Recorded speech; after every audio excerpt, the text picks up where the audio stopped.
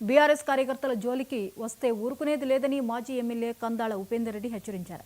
కాంగ్రెస్ నాయకుల వేధింపులు తాళలేక పురుగుల మందు తాగి ఆత్మహత్య చేసుకున్న తిరుమలాయపాలెం మండలం బీఆర్ఎస్ సోషల్ మీడియా అధ్యక్షుడు రవి కుటుంబ సభ్యులను ఎంపీ గాయత్రి, కందాళ ఉపేందర్ రెడ్డి, ఎమ్మెల్సీ తాతా మధులు పరామర్శించారు. ఇటువంటి ఘటనలు పునరావృతం కాకుండా చూడాలని కోరారు. కార్యకర్తలకు అండగా ఉంటామని తెలిపారు. మనిషి కూడా చాలా సిన్సియర్. అట్లాంటి వాడిని గత 3-4 నెలలుగా కాంగ్రెస్ గవర్నమెంట్ వచ్చిన తర్వాత రకరకాలుగా వేధిస్తున్నది. అతనికి సంబంధం లేకుండా ఇప్పటికీ ఇది బహుశా మనం చేసిన 3వ కేసు 4వ కేసు. వేరే పోలీస్ స్టేషన్ వల్ల అనవసరమైన కేసులు, దొంగ కేసులు పెట్టేయాలని చూశారు. మనం కూడా చూశారు. సరే, ఏది ఏమైనా కూడా ముందు మాకు ఫస్ట్ ప్రయారిటీ మా వాడిని సేవ్ చేసుకోవాలి. అదే దాంట్లో అవసరం చేస్తాం.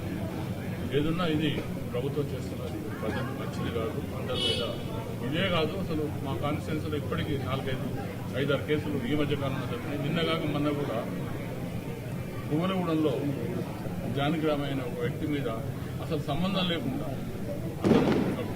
అతను ప్రాపర్టీ వేరే వాళ్ళు ఎవరో ఫోర్జరీ కేసును పెడితే అతను అరెస్ట్ చేసి రిమాండ్కి పంపించారు. ఈ పద్ధతి చేస్తున్న పద్ధతి అనేది 100% కరెక్ట్ కాదు. తప్పకుండా వీళ్ళకు ప్రజలు తగిన రీతిలో చెబుతారు. త్వరలోనే వీళ్ళందరికీ ఖచ్చితంగా ప్రజల ఏంటిలో చూపిస్తారు. ఇది మాత్రం 100% తప్పు. రవి మీద ఇప్పటికి 4వ కేసు, 5వ కేసు. ఆర్మీ రవి మా నియోజకవర్గంలో ముఖ్యంగా మా తిరుమలాయపాలెంలో ముఖ్య కార్యకర్తలు, అన్నిటికంటే ముఖ్యంగా మా కార్యకర్తలు కానీ ఎవరికి కానీ ఏ చిన్న ఇబ్బంది వచ్చినా తప్పకుండా స్పందించే మనిషి, ఒక మంచి మనసున్న మనిషి. మీ అందరికీ తెలుసు, అతను రిటైర్డ్ ఆర్మీ పర్సన్. మనిషి కూడా చాలా సిన్సియర్.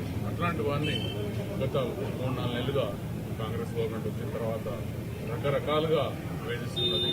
అతనికి సంబంధం లేకుండా ఇప్పటికీ ఇది బహుశా మనం చేసిన 3వ కేసు 4వ కేసు. వేరే పోలీస్ స్టేషన్ వల్ల అనవసరమైన కేసులు, దొంగ కేసులు పెట్టేయాలని చూశారు. మనం కూడా చూశారు. సరే, ఏది ఏమైనా కూడా